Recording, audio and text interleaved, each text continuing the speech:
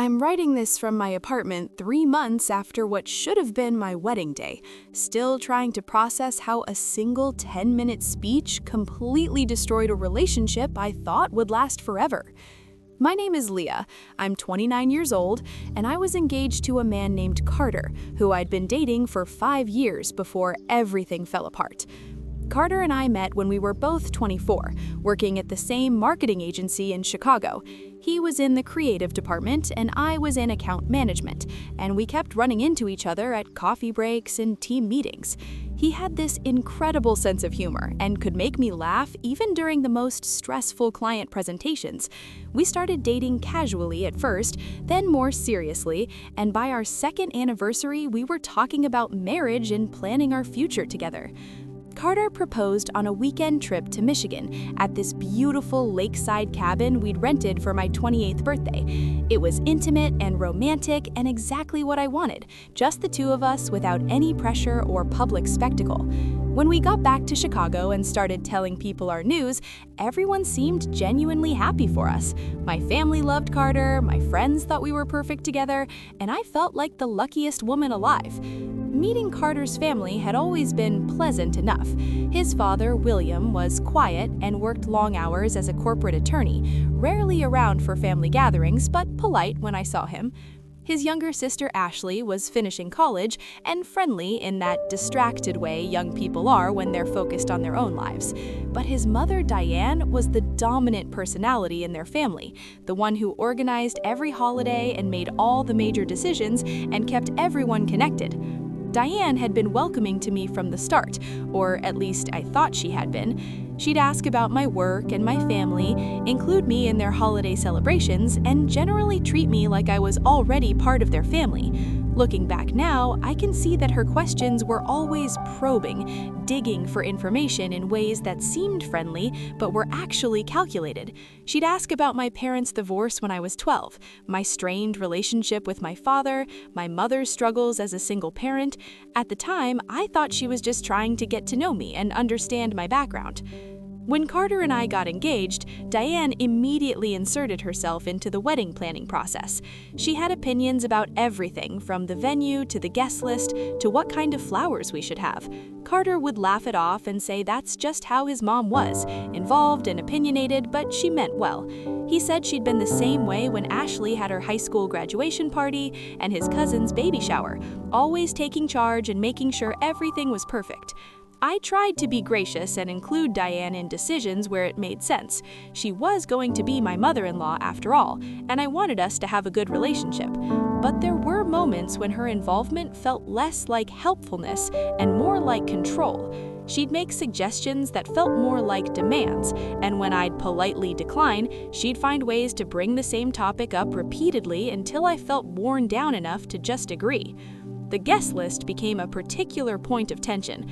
Carter and I wanted a relatively intimate wedding with about 150 people, mostly close friends and immediate family.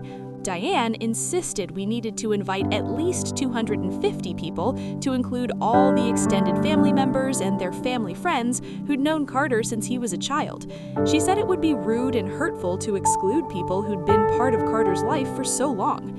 I pushed back gently, explaining that we had a budget and a vision for the kind of wedding we wanted. Diane offered to pay for the additional guests herself if money was the issue, which put me in an awkward position of either accepting her financial control or seeming ungrateful. Carter sided with his mother, saying it would make her happy to have everyone there and what was the harm in a bigger wedding. I gave in, even though my instinct was screaming that this was a bad precedent to set. The rehearsal dinner was scheduled for the night before our wedding at an upscale restaurant Diane had selected and insisted on paying for. She'd made all the arrangements without much input from Carter or me, and I'd let it go because the dinner was traditionally the groom's family's responsibility, and I didn't want to seem controlling. The guest list for the rehearsal dinner was just immediate family and the wedding party, about 30 people total. Everything seemed fine during the dinner itself. The food was excellent, the atmosphere was warm and celebratory, and I was surrounded by people I loved who were excited about our wedding the next day. My mom gave a sweet toast about how happy she was that I'd found someone like Carter. Carter's father, William, gave a brief, awkward toast about marriage being a partnership. My maid of honor joked about how Carter better treat me or she'd hunt him down.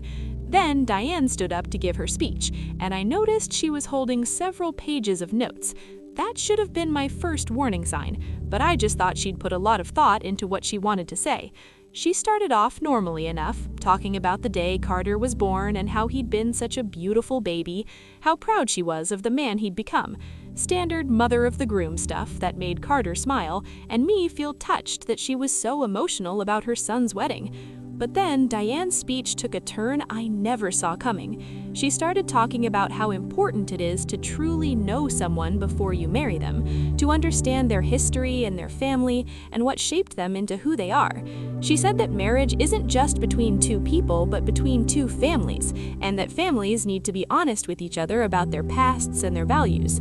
I started feeling uncomfortable, but I couldn't pinpoint exactly why. Diane's tone had shifted slightly, becoming more pointed and deliberate. She was still smiling, but there was something calculating in her expression that made my stomach twist. Then Diane said that she'd always believed in being honest, even when the truth was uncomfortable. She said that before Carter committed his life to someone, he deserved to know the complete truth about who he was marrying. She said she'd done some research over the past few months because she loved her son too much to let him make a life-altering decision without all the facts. The room had gone completely silent. I could feel everyone's eyes shifting between Diane and me, sensing that something was very wrong but not sure what was happening. Carter was looking at his mother with a confused expression, clearly not understanding where this speech was headed. Diane pulled out her notes and began reading from them. She said that my father hadn't just left when I was 12 like I'd told everyone. According to Diane's research, my father had been arrested and convicted of embezzlement from his employer. He'd stolen over $300,000 over several years and served 4 years in federal prison. My mother had divorced him during his incarceration, and we moved to a different state to start over with new identities, which is why I used my mother's maiden name instead of my father's name. I felt like I'd been physically struck. The room started spinning and I couldn't breathe properly. Everything Diane was saying was technically true, facts I'd buried so deep I rarely thought about them anymore. My father had committed a crime and gone to prison. My mother had divorced him, and we moved and changed our names to escape the shame and stigma. I was 12 years old when it happened, the child who had no control over any of those circumstances. But I'd never told Carter the full story. I'd told him my parents had divorced when I was young, and my father wasn't in my life, which was true. I'd told him my mother and I were close and built a good life together, which was also true. I hadn't lied to Carter. I'd just omitted the painful details of a trauma I'd spent 17 years trying to move past. Diane wasn't finished. She continued reading from her notes, detailing how she'd hired a private investigator to look into my background after Carter proposed. The investigator had found records of my father's arrest, trial, and imprisonment. He'd tracked down our name change and the reason behind it. Diane had all of this information compiled in a folder that she'd apparently been sitting on for months, waiting for the perfect moment to reveal it. She said all of this in front of 30 people: my mother, my best friends, Carter's entire family, our wedding party. She shared the most painful and shameful secret of my childhood like she was reading a weather report, calm and factual and utterly devastating. Carter's face had gone white. He was staring at me with this expression of shock and betrayal, like he was looking at a stranger instead of the woman he'd planned to marry. I tried to speak, to explain, to defend myself, but my throat had closed up and I couldn't form words. My mother stood up from her seat and asked Diane what she thought she was doing, why she would choose this moment to share such private information. Diane responded calmly that she was protecting her son from making a mistake, that Carter deserved to know he was marrying someone from a family of criminals, someone who'd been dishonest about her past. I finally found my voice and said I'd never lied to Carter, that I'd simply not shared every painful detail of my childhood because it wasn't relevant to who I was now. Carter smiled this tight, awful smile and said that secrets and omissions were the same as lies, that a real partnership required complete transparency. Carter still hadn't said anything. He just sat there, looking between his mother and me like he couldn't process what was happening. I reached for his hand, but he pulled away slightly, an instinctive movement that broke something inside me. That small withdrawal told me everything I needed to know about how this was going to end. The rehearsal dinner basically disintegrated after that. My mom grabbed her purse and told me we were leaving. My maid of honor and bridesmaids followed us out. I heard Diane calling after us saying she was sorry if the truth was uncomfortable, but Carter deserved to know what kind of family he was marrying into. Carter didn't follow me out of the restaurant. He stayed sitting at that table with his mother while I fell apart in the parking lot. My mom drove me back to the hotel where we'd been staying, and I sobbed for hours. The kind of crying where you can't catch your breath, and your whole body hurts from the force of it. Around midnight, Carter finally texted me asking if we could talk. I called him immediately, desperate to explain and fix this before our wedding the next day. But the conversation that followed made it clear that nothing could be fixed. Carter said he didn't understand why I'd never told him about my father. He said we'd talked about our families and our childhoods many times, and I'd had countless opportunities to share the truth.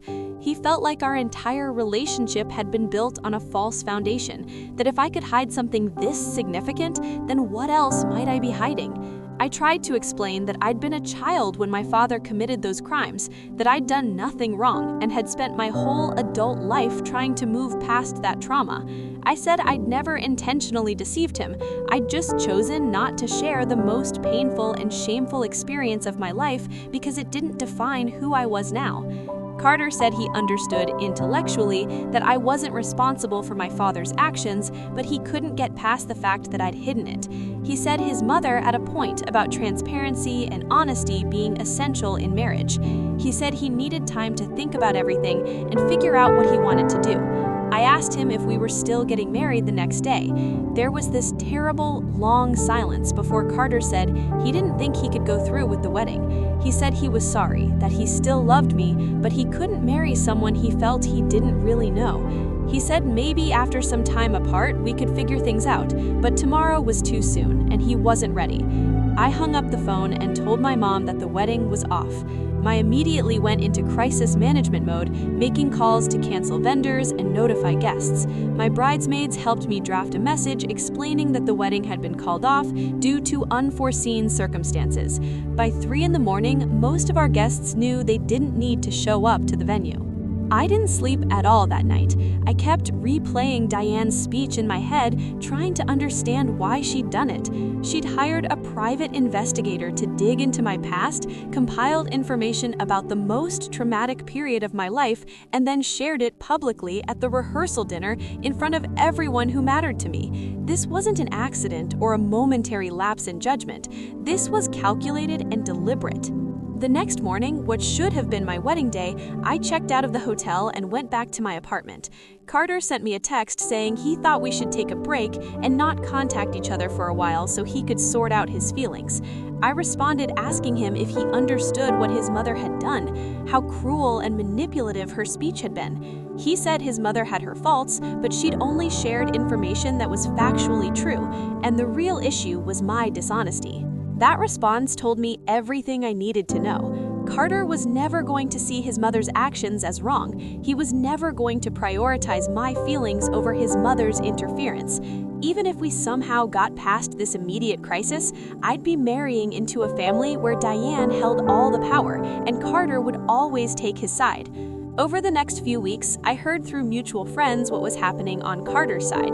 Apparently, Diane had told everyone that she'd saved Carter from making a terrible mistake, that she'd uncovered my deception just in time. She painted herself as the protective mother who'd done the hard thing to protect her son, accepting that some people might be mad at her, but knowing she'd done the right thing. Carter's sister, Ashley, reached out to me privately and apologized for her mother's behavior. She said Diane had always been controlling, but she'd never seen her do anything this extreme. Ashley said Carter was staying with their parents and was completely shut down emotionally, not talking about what happened or how he was feeling. She said Diane kept telling Carter he'd dodged a bullet and would thank her someday. My mom encouraged me to consider pressing charges or suing Diane for invasion of privacy or emotional distress. My therapist, who I started seeing immediately after the wedding was canceled, said Diane's behavior showed signs of narcissistic personality disorder and an unhealthy enmeshment with her son. Friends told me I'd had a lucky escape from a man who couldn't stand up to his mother. But none of that made me feel better because I'd lost 5 years of my life with someone I loved. I'd lost the future we'd planned together. And I'd been publicly humiliated and my deepest trauma exposed to dozens of people who'd only known me as a successful professional woman, not as the daughter of a convicted criminal. About 6 weeks after the wedding was supposed to happen, Carter asked if we could meet for coffee. I agreed, even though my therapist advised against it, saying I wasn't ready to face him yet. We met at a neutral cafe, and the conversation was awkward and painful. Carter said he'd spent the past month thinking about everything that happened, and he said his mother had crossed major lines, and her behavior at the rehearsal dinner had been inappropriate. He said he was sorry for how everything had gone down, and he understood now that I hadn't been intentionally deceptive.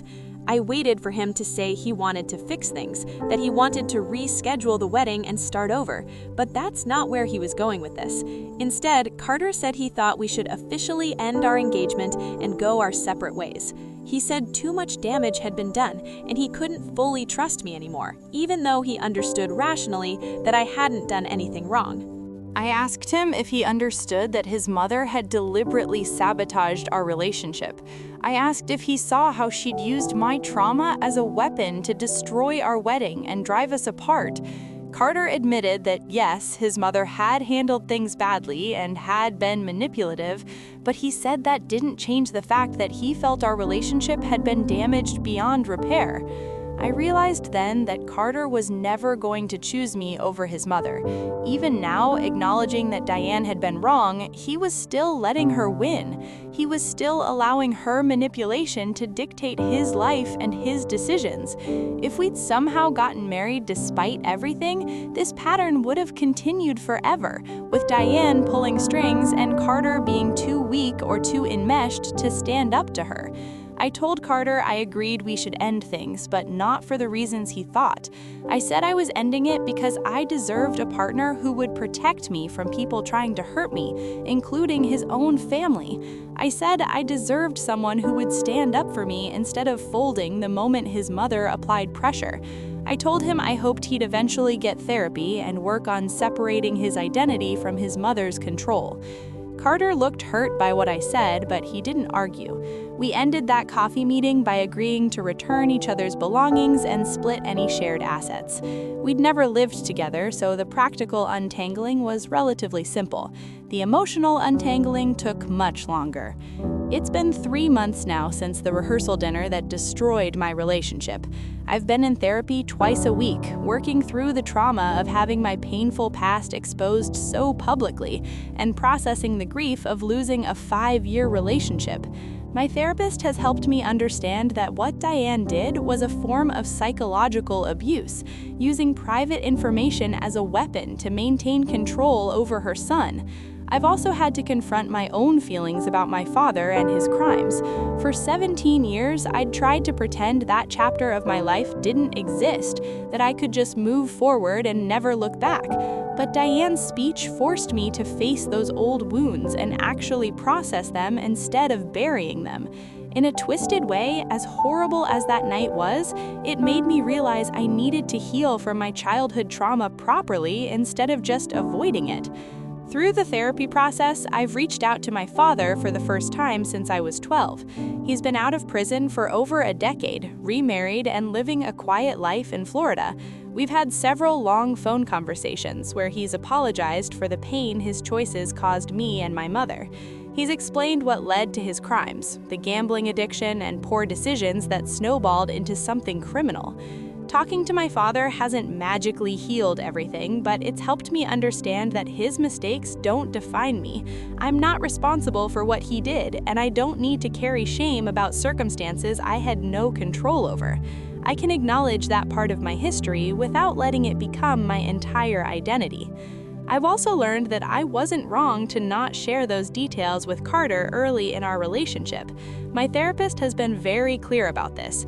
Childhood trauma doesn't need to be disclosed immediately to romantic partners. Everyone has a right to share their painful past on their own timeline, when they feel safe and ready. I would have told Carter eventually, probably before we got married, but I should have been the one to decide when and how to share that information. What Diane did, hiring an investigator and weaponizing my trauma, was a massive violation of my privacy and autonomy. It wasn't about protecting her son, it was about maintaining control and proving that she was the most important woman in Carter's life. By destroying our relationship, she'd reasserted her position as the primary female influence in his world. I've heard through mutual friends that Carter is still living with his parents and hasn't started dating anyone new.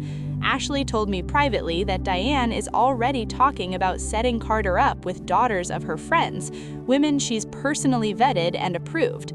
Ashley said watching her mother's behavior has made her realize she needs to establish serious boundaries before she brings anyone home to meet the family.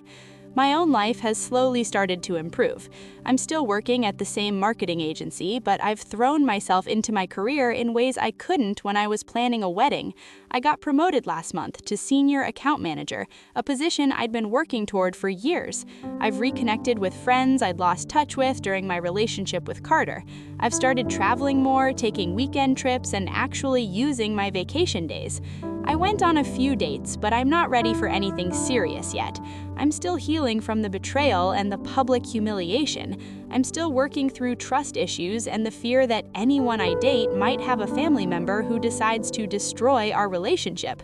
My therapist says that's normal, and I shouldn't rush into anything new until I've fully processed what happened. The hardest part is accepting that 5 years of my life with Carter weren't wasted even though the relationship ended. We had good times together, we grew as people, we built something real even if it didn't last.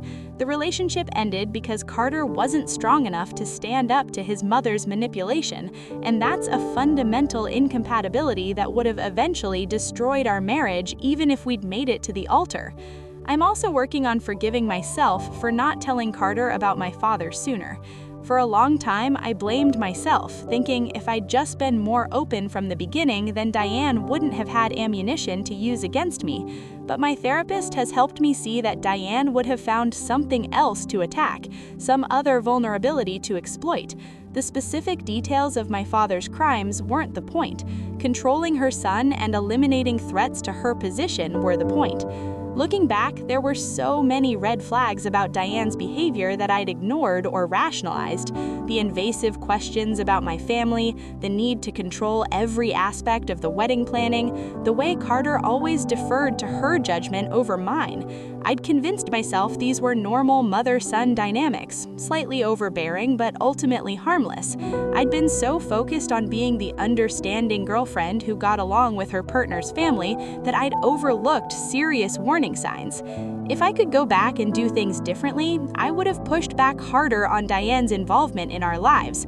I would have insisted Carter establish better boundaries with his mother before we got engaged.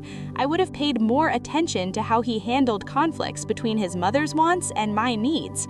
But I can't change the past. I can only learn from it and make better choices going forward. The experience has taught me that I need to be with someone who has a healthy relationship with their family, someone who can balance family connections with appropriate boundaries. I need a partner who will stand up for me when someone tries to hurt me, even if that someone is their own mother. I need someone emotionally mature enough to handle difficult conversations about past trauma without making me feel ashamed or dishonest. I know that person exists somewhere. I know there are men who would have reacted to Diane's speech by immediately defending me and recognizing her mother's behavior as abusive. I know there are partners who would have chosen to support me through the revelation, rather than pulling away and questioning our entire relationship. Carter wasn't that person, and as painful as it was to learn that, I'm better off knowing now rather than discovering it 5 or 10 years into a marriage. So that's my story about how my fiance's mother made a speech at our rehearsal dinner that ended our marriage before it even started. She hired a private investigator to dig up my painful past, compiled her findings into a presentation, and shared my deepest trauma with everyone who mattered to me the night before our wedding. And my fiancé, instead of standing up for me or recognizing her mother's cruelty, let her manipulation destroy what we'd built together.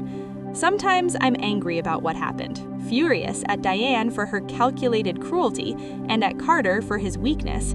Sometimes I'm sad about the future we'll never have and the family we'll never build. But mostly I'm grateful that I learned who Carter really was before we got married, before we had children, before I was legally tied to a man who would always prioritize his mother's control over our partnership. I'm rebuilding my life piece by piece, and it's hard, but it's mine. I'm not hiding from my past anymore or feeling ashamed of circumstances I never controlled. I'm learning to trust my instincts about people and situations instead of ignoring red flags to keep the peace. And I'm discovering that being alone is infinitely better than being with someone who won't stand up for you when it matters most.